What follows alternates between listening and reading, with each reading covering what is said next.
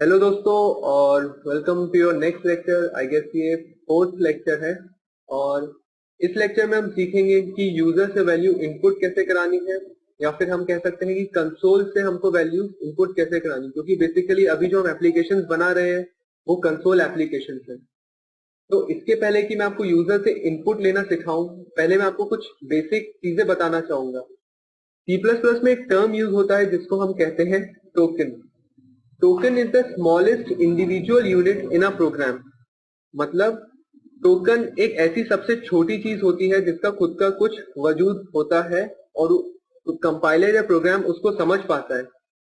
Token C++ में आप कह सकते हैं बहुत सारी चीजें होती हैं, जैसे कि कीवर्ड जैसे कि INT एक यहाँ पे कीवर्ड है। ये INT मतलब इंटीजर टाइप का डेटा टाइप, INT यहाँ पे कीवर्ड है। उसी तरह आप देख सकते हैं फ्लोट, ये भी एक कीवर्ड है। ऐसे ही जैसे कि कीवर्ड एक टोकन होता है, आइडेंटिफायर्स भी एक प्रकार के टोकन होते हैं। आइडेंटिफायर्स वो होते हैं जैसे जिनका हम वेरिएबल्स के थ्रू नाम रखते हैं, जैसे कि ए एक वेरिएबल है और उसका नाम है ए, जाहिर सी बात है। तो आइडेंटिफायर्स यहाँ पे काफी सारे आइडेंटिफायर्स आपको इस प्रोग्राम में देखने को मिल सकते हैं। बी भी एक आइडेंटिफायर है, ए भी एक आइडेंटिफायर है, मेन भी आप कह सकते हैं एक तरह से एक आइडेंटिफायर, क्योंकि एक फंक्शन का नाम है, उसको आइडेंटिफाई करने में मदद करता है। उसी तरह ऑपरेटर्स भी आइडेंटिफायर्स की कैटेगरी में ही आते हैं। जैसे कि आप ये दो सिंबल देख सकते हैं, लेस देन के सिंबल, ये एक्चुअली आउटपुट ऑपरेटर कहलाते हैं, और ये भी क्योंकि ऑपरेटर है, ऑपरेटर भी टोकन्स होते हैं। उसी तरह इस ट्यूटोरियल में हम देखेंगे इनपुट ऑपरेटर का इस्तेमाल करके हम यूजर से वैल्यू कैसे स्ट्रीम करेंगे। तो चलिए हम इस प्रोग्राम को थोड़ा सा मॉडिफाई करते हैं। सबसे पहले तो मैं इस लाइन को डिलीट कर देता हूँ। काफी प्रोग्राम से आप देख रहे हैं लाइन यही की यही है, तो इसको हम डिलीट कर देते हैं। तो मैंने इसको डिलीट किया। तो मान लीजिए जैसे कि हमने यहाँ पे एक वेरिएबल लिया है फ्लोट ए। फिर से मैं रिवीजन करता हूँ, फ्लोट एक कीवर्ड है, ए एक आइडेंटिफायर है। अब यहाँ पे क्योंकि वैल्यू तो हमने पहले से ही डिफाइन की है, ए इज इक्वल टू 12। मान लीजिए हम चाहते हैं कि ए एक वेरिएबल है, वो वैल्यू ले जो यूजर उसे देना चाहता है, यूजर जो कंसोल में इनपुट करेगा। तो उसके लिए हम लाइन लिखते हैं, सीन इनपुट ऑपरेटर का साइन ए सेमीकोलन। अब यहाँ पे आपको मैं बताता हूँ क्या हुआ है। सीन मतलब कंसोल इनपुट, और ये ग्रेटर देन के आप दो साइन देख रहे हैं, इसका मतलब होता है इनपुट ऑपरेटर। इसका मतलब है कंसोल से इनपुट लो और उसकी वैल्यू किस में डालो, उसकी वैल्यू ये इस ए वेरिएबल में डालो, उसके बाद उसका आउटपुट करो। चलिए हम इस प्रोग्राम को जल्दी से रन करके देखते हैं।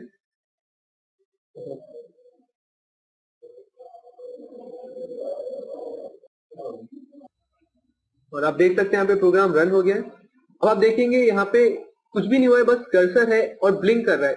असल में वो यहाँ पे यूजर के थ्रू वैल्यू इनपुट करने के लिए रुका हुआ है। तो हम उसको कुछ वैल्यू देते हैं, तो यहाँ पे कर्सर वेट कर रहा है हमारे, या फिर यूजर कहें जनरल टर्म्स में यूजर के इनपुट के लिए। चलिए हम यहाँ पे वैल्यू एंटर करते हैं। मैंने टाइप किया 12 और उसके बाद में प्रिंट दबाता हूँ एंटर, आई प्रेस एंटर। आप देख सकते हैं हमारा प्रोग्राम, क्योंकि हमने पिछली बार ऐसे ही बनाया था, फ्लोट ए यहाँ पे एक वेरिएबल ले, उसके बाद सीन ए मतलब हमने यहाँ पे 12 की वैल्यू दी और हमने एंटर मारा। एंटर के बाद सी आउट की लाइन में, क्योंकि ये बैकस्लैश एन मैंने आपको जैसे कि पिछले ट्यूटोरियल्स में ही भी बताया, ये एस्केप सीक्वेंस होता है, एस्केप सीक्वेंस। और इस वाले एस्केप सीक्वेंस का क्योंकि सिंबल है backslash n, n stands for new line, तो एक लाइन छोड़ के हो गया, उसने वही आउटपुट किया ए, जो कि हमने उसको यहाँ पे इनपुट दिया था 12। तो हमने 12 इनपुट यूजर ने दिया था और 12 उसने वैसा का वैसा प्रिंट करा। तो बेसिकली सीन के थ्रू हम इनपुट ले सकते हैं। चलिए मैं आपको एक और इसमें छोटा सा एक और नया एग्जांपल देता हूं। मान लीजिए हमको दो इनपुट लेने हैं, ए हमने यूजर के थ्रू इनपुट करा है, मान लीजिए हमको बी भी इस प्रोग्राम में यूजर के थ्रू ही इनपुट लेना रहता। तो यहाँ मैं इस लाइन को मिटा के मैं लिख देता सीन मतलब कंसोल इनपुट, इनपुट ऑपरेटर का साइन ग्रेटर देन मतलब बी सेमीकोलन। अब चलिए मैं प्रोग्राम को रन करता हूँ इस बार फिर से। अभी कर्सर रुका है, मैं टाइप करता हूँ 12 एज इट इज प्रिंट हुआ। उसके बाद कर्सर आप देख सकते हैं 44.4 के बाद फिर से वहीं पे रुक गया है, मतलब वो फिर से रुका हुआ है कि यूजर कुछ वैल्यू इनपुट करे। सीक्वेंशियली चले तो फ्लोट ए सीन ए, कर्सर रुका, मैंने 12 टाइप किया, एंटर मारा, नई लाइन में गया, उसने सी आउट ए किया, फिर ए को उसने 3.7 से मल्टीप्लाई किया और नई लाइन में उसका आंसर प्रिंट कर दिया। उसके बाद int b, एक और नया वेरिएबल लिया b। अब वो फिर से यहाँ पे यूजर के लिए रुक गया है कि यूजर कुछ इनपुट करे। मैं टाइप करता हूँ 3, तो उसने नई लाइन में आप देख सकते हैं क्योंकि cout \nv था तो फिर से उसने 3 एज इट इज यहाँ पे उसने टाइप कर दिया।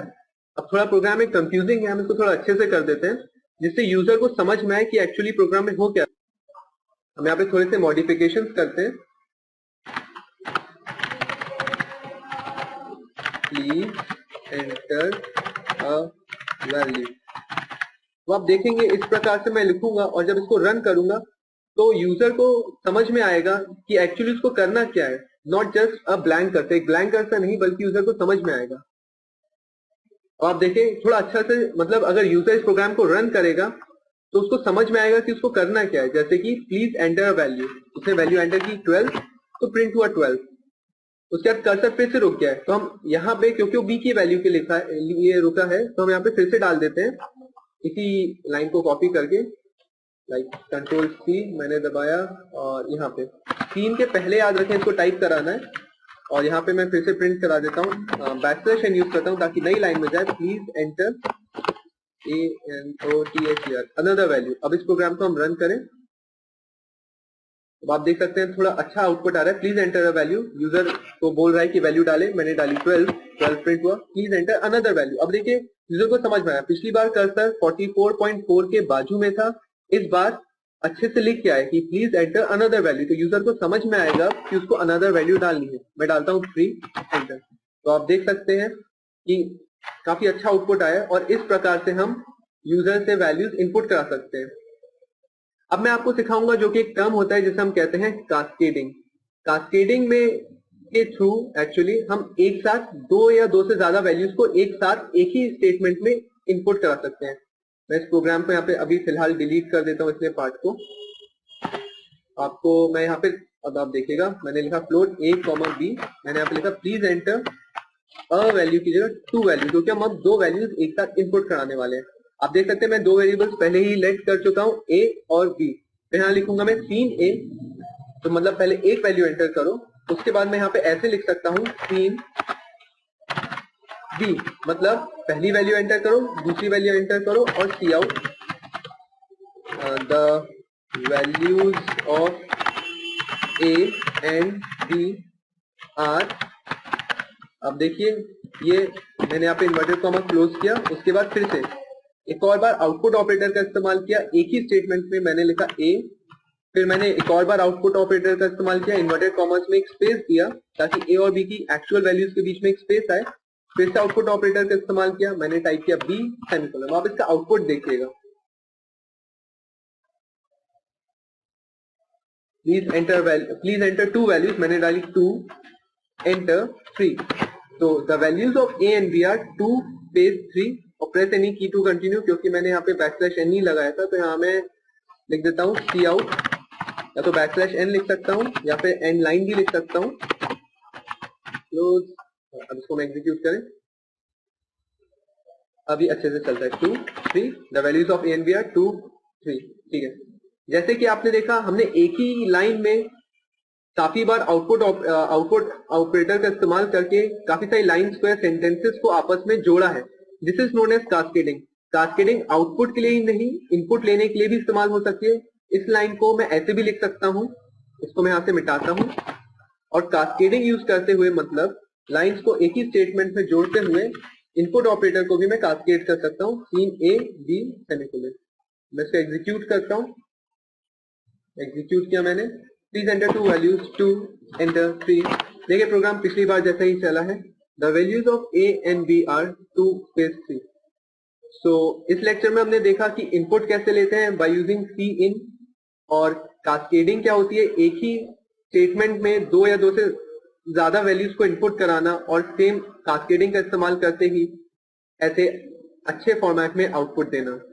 सो जुड़े रहिए आप मेरे नेक्स्ट लेक्चर में। Thanks a lot.